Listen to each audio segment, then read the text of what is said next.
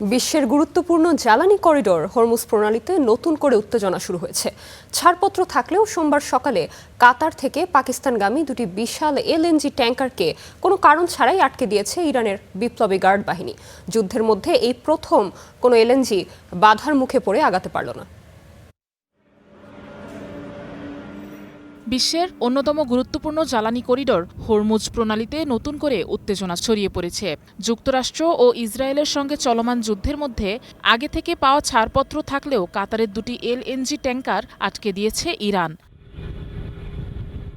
সোমবার সকালে ইরানের বিপ্লবী গার্ড বাহিনী কোনো ব্যাখ্যা ছাড়াই জাহাজ দুটিকে অবস্থান পরিবর্তন না করার নির্দেশ দেয়। ইরান ও পাকিস্তানের মধ্যে হওয়া মধ্যস্থতায় গত ফেব্রুয়ারি থেকে কাতারের রাস লাফানে এলএনজি বোঝাই করে অপেক্ষমান আল দায়েন এবং রাশিদা নামক জাহাজ দুটি সোমবার হরমুজ প্রণালীর দিকে অগ্রসর হয়েছিল। তবে জাহাজ চলাচলের তথ্য বিশ্লেষণ করে দেখা গেছে ৩ এপ্রিল থেকে ৭ এপ্রিল পর্যন্ত জাহাজ দুটির গতিবিধি ছিল অত্যন্ত নাটকীয়। ৫ এপ্রিল রাত পর্যন্ত জাহাজগুলো সাবলীলভাবে প্রণালীর দিকে এগোলেও সোমবার ৬ এপ্রিল সকালে দৃশ্যপট বদলে যায়।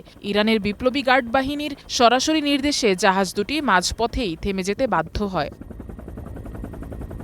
বিকেলের পর জাহাজগুলো তাদের গন্তব্যের সংকেত পরিবর্তন করতে শুরু করে। আল দায়েন আগের গন্তব্য পাকিস্তান দেখালেও পরে তা পরিবর্তন করে পুনরায় কাতারের দিকে ফিরতে দেখা যায়। অন্যদিকে রাশিদা পাকিস্তান বন্দরের পরিবর্তে সংযুক্ত আরব আমিরাতের দিকে অবস্থান নেয়। বিশেষজ্ঞরা বলছেন, জাহাজ দুটি সফলভাবে প্রণালী পার হতে পারলে যুদ্ধের পর এটিই হতো এলএনজি কার্গোর প্রথম সফল চলাচল।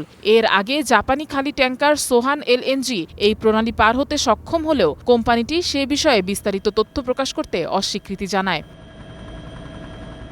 কাতার বিশ্বের দ্বিতীয় বৃহত্তম এলএনজি রপ্তানিকারক দেশ, যার প্রধান ক্রেতা এশিয়ার দেশগুলো। তবে ইরানের হামলার পর দেশটির রপ্তানি সক্ষমতার ১৭% অকেজো হয়ে পড়ে আছে, যা মেরামত করে পুনরায় সচল করতে ৩ থেকে ৫ বছর সময় লাগতে পারে।